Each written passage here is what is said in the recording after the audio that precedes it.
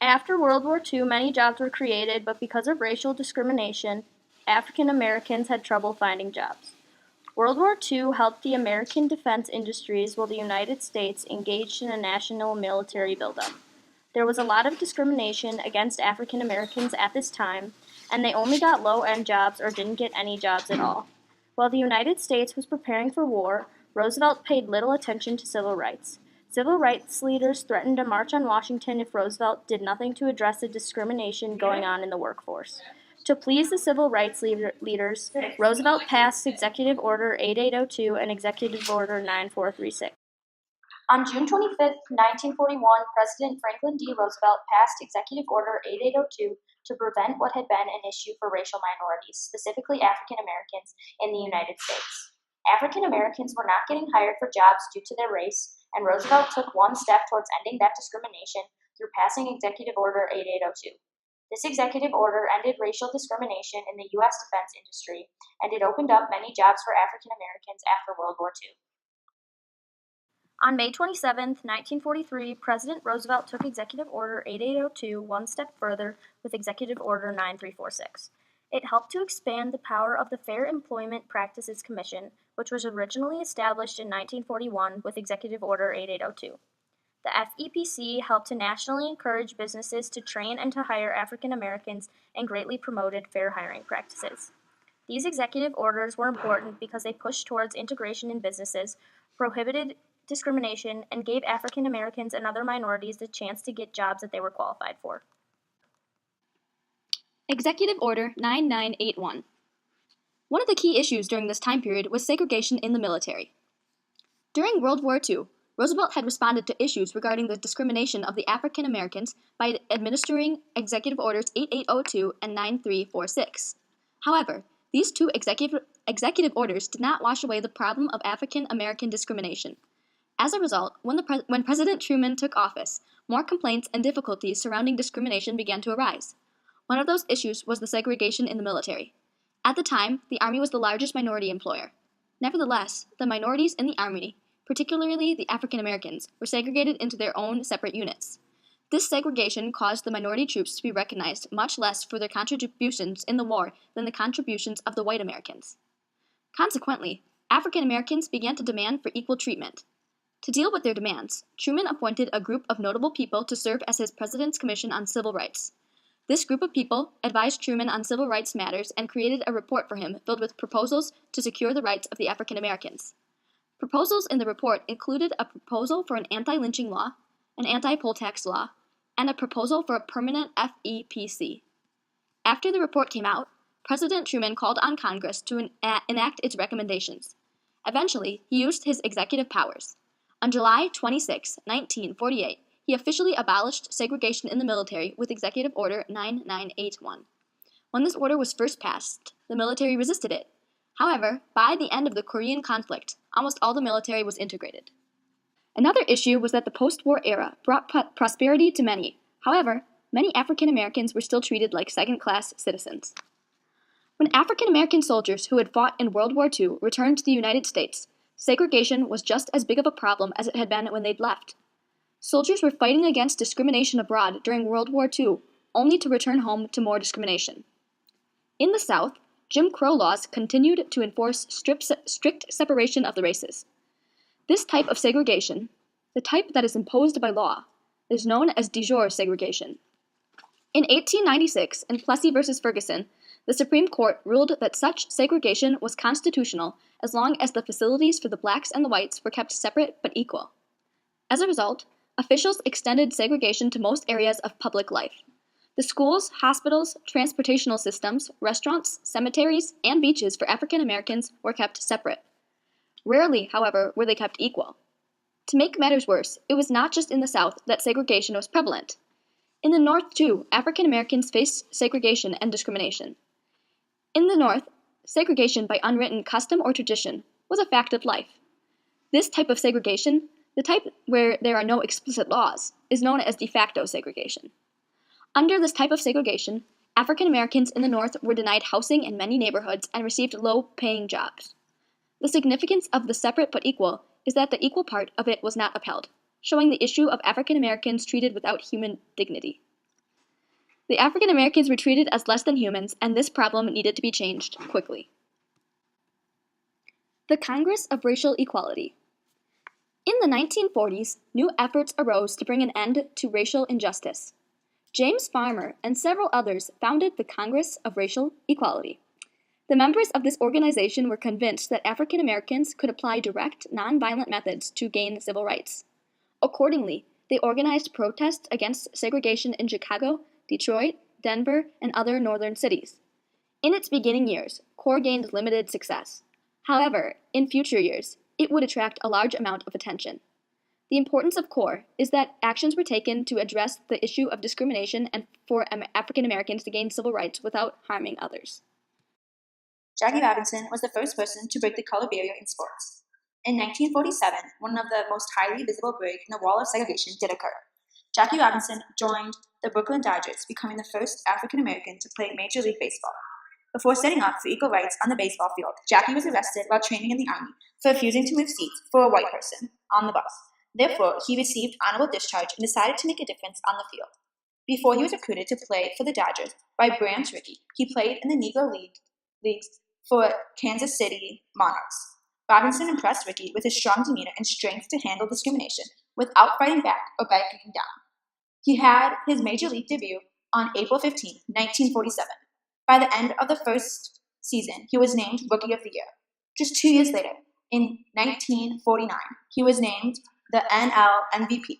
Robinson faced death threats and harsh treatments, but throughout his career, he won the hearts of millions and paved the way for integration of the sports. Talented black actors and actresses in Hollywood had trouble finding parts they truly deserved just because of their skin color. Hattie McDaniels was born on June 10, 1893, and was her parents' 13th child. Her father was a Civil War veteran who had many injuries and struggled doing manual labor. She attended elementary school in Denver, Colorado, where she was only one of 2 black students in her class. From a very early age, her talent in singing was very apparent. In high school, she started performing at shows and ended up dropping out to pursue her career. After marrying her husband, Howard Hickman, she organized an all-women's minstrel group, worked with an orchestra, appeared on a radio show, and was a vocalist at Sam Pick's Suburban Inn in Milwaukee. After that, McDaniel's brother Sam and sister Etta convinced her to move to Los Angeles, where she appeared on her brother's radio show, known as the Optimistic Do-Nuts. In 1931, she scored her first role in a Hollywood musical. However, roles for black actors in Hollywood were very limited, and Hattie had to take odd jobs to make a living. After struggling to find jobs for a long time, she got a large on-screen part in 1934 in Judge Priest. In 1939, Hattie became well known for her part as Mammy in Gone with the Wind, and in 1940 she earned an Academy Award for Best Supporting Actress, becoming the first African American to win an Oscar. Even with her success, McDaniels and other black actors in the film were prevented from going to the premiere, demonstrating the discrimination she had to face in Hollywood at that time. During this time period, there was a need for more manpower in the Army and Navy. In May 1941, the idea of a Women's Auxiliary Army Corps started from Congressional Representative Edith Norris Rogers of Massachusetts, when the WAAC bill was introduced. However, no action was taken until after World War II because there was a lot of opposition to including women in the military. After the bombing of Pearl Harbor, the movement to create the Women's Auxiliary Army Corps gained momentum, thus leading Congress to pass the WAAC bill on March 15, 1942. Furthermore, on July 30, 1942, the Women's Naval Reserve Act passed Congress, creating women accepted for volunteer emergency service, and Marine Corps Women's Reserve. Along with women being needed in the Army and Navy forces, women's hard work and strength was also needed in the industries. After the attack on Pearl Harbor, men were needed to support the war efforts overseas, while women were encouraged to work due to President Franklin Roosevelt creating the U.S. War Manpower Commission, WMC. Furthermore, in 1943, many campaigns started to encourage women workers, such as the Rosie the Riveter poster published on the Saturday Evening Post. Rosie the Riveter is a fictional character who ended up symbolizing countless of women in American factories, plants, shipyards, and much more during the war.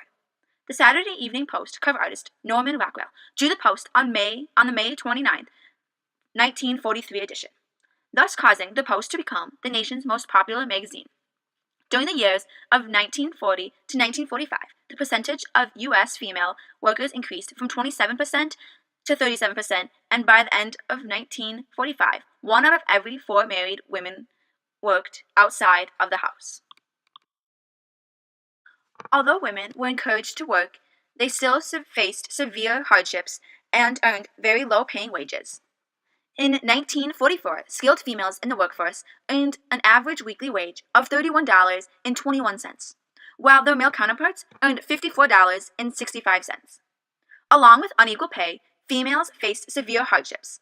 For example, Constance Bowman, a school teacher who spent the summer of 1943 working in a San Diego B-24 bomb factory, earned 68 cents an hour. However, a beginning sales clerk at an upscale Bulks Wilshire department store in Los Angeles earned about $20 a week, 2/3 of a factory worker's salary. Thus, the Women's Bureau, WB, was created to factories throughout the country to fix the working conditions. Physically, women were at stake due to the countless health risks and injuries. The New York Times stated that in January 1944, industry deaths since the attack of Pearl Harbor surpassed the number killed in the war by 7,500. Therefore, the Labor Department encouraged women to wear boots rather than sandals and wear helmets instead of scarves. Furthermore, they encouraged women to avoid wearing hair down due to easily being able to get stuck in machines. Mexican Americans returned from World War II and faced harsh racial discrimination. When Mexican Americans returned from World War II, they were welcomed with harsh discrimination. A group of soldiers, all Mexican, in Emporia were interviewed for the Kansas Veterans of World War II Oral History Project. Their names were Lopez, Rodriguez, Gomez, and Silva. They provided examples of the discrimination from their experiences. For example, Silva said, "When it came to Emporia, there was a lot of prejudice. You couldn't go to a lot of places to eat, and if you liked to go to a bar, you had to go in the back, and drink a beer in the back part of the bar. You couldn't sit in front." Also, Lopez said, "We weren't allowed to go to a certain part of the movie houses. We had to sit in a certain part, apart from the white people." Another story provided by Lopez is when he said, "I had to go to the bathroom, and I went into the black one. And before I entered, a guy was right there and said, 'Where in the hell are you going?' I said, 'I have to go to the bathroom.' He said, 'You can't go in there.' I said, 'Why? It says black. Where am I supposed to go?' He said, 'Up there.' But that was white," I said. "Have you got one for brown?" "Oh, don't be silly. Get in there." The importance is that it showed one of the many issues that needed to be addressed regarding discrimination and the hate of groups because of their skin. This depicts just one of the many groups targeted for the color of their skin, especially not fitting into either one of the bathrooms for males. After the Japanese bombing of Pearl Harbor, there was severe racism against the Japanese in America. People feared them and thought that it was dangerous to have them living in our country. Rumors went around that Japanese Americans were creating a plan to sabotage the war effort.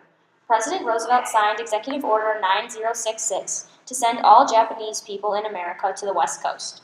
Over 120,000 people were sent to live in one of 10 internment camps. Internment camps are considered one of the greatest violations against civil liberties in the United States. 1/3 of the Japanese in America were born in Japan, and in many states they were not allowed to own land, become citizens, or vote. In 1988, survivors of the internment camps were offered a restitution payment for the violation against their civil liberties.